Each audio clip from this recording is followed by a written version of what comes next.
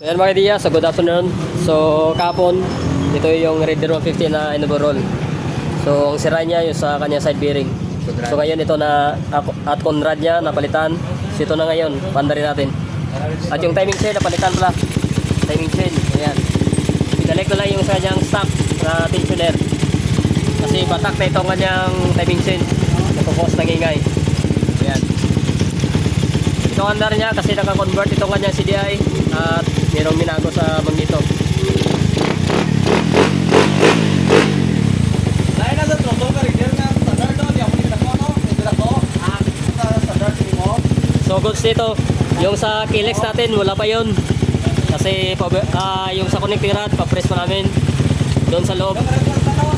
Tapos Bano, ano yung mura no? Conversion. Conversion to kay Bano. Ayan.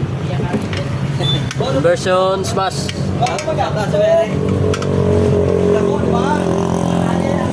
Boss, Parang Hilux. Seton mga Diaz. Okay nito ng MIUI. Yan. Dito sa pulley, papalitan pa ito. Yung sa Kilex, ayun. Yung kanyang makina. Yan. Shout out. Okay boss. So,